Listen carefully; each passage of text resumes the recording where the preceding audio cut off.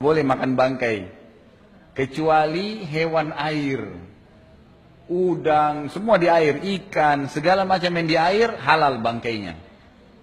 Sebagaimana sabda Nabi SAW, ya, tentang air yang laut dan sungai, airnya suci, bangkainya halal, nggak masalah. Semua yang di air, dasarnya memang hewan air, tapi bukan hewan daratnya. Jangan burung mati di atas air, itu nggak boleh. Ya gitu. Contoh ya, kambing tenggelam, oh di atas air nggak apa-apa nggak boleh. Emang dasarnya hewan air. Boleh ikan paus, ikan hiu, ibu boleh makan semua, halal, nggak masalah. Yang penting selama dia hewan air halal. Kalau kodok itu khilaf di antara ulama. Kalau Imam Malik rahimahullah mengatakan tidak boleh. Ya, bukan masalah geli. Loh iya, karena kalau geli atau jijik itu tergantung pandangan orang. Ya, seperti misalnya di beberapa wilayah kita di Indonesia ini bekicot itu kan halal, orang makan karena dianggap biasa saja bagi dia. Nah, selama memang dia tidak bertaring, ya kan? Dia tidak mencengkram, tidak menyerang dengan pelatuknya, itu maka halal kalau hewan darat kan. Nah, jadi kalau bertaring apa segalanya tidak boleh. Jadi kalau jijik tidak boleh jadi patokan. Nah, kalau kodok itu masih khilaf di antara ulama tentang masalah dia hidup di daerah mana, di air atau di darat. Kalau emang, iya, ya.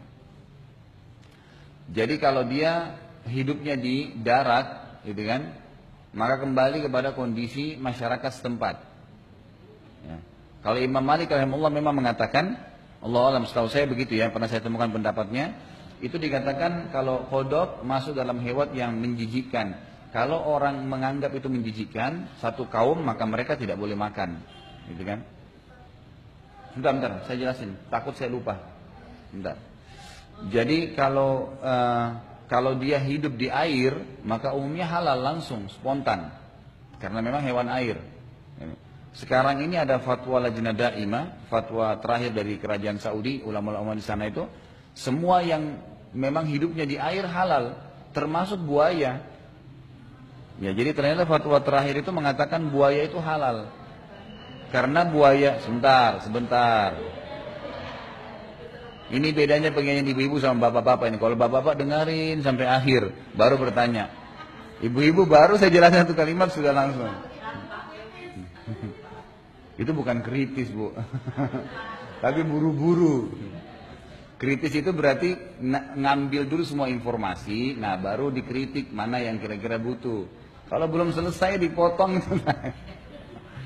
Baik, jadi fatwa terakhir itu karena dianggap setelah disurvei buaya ternyata memang di air terus.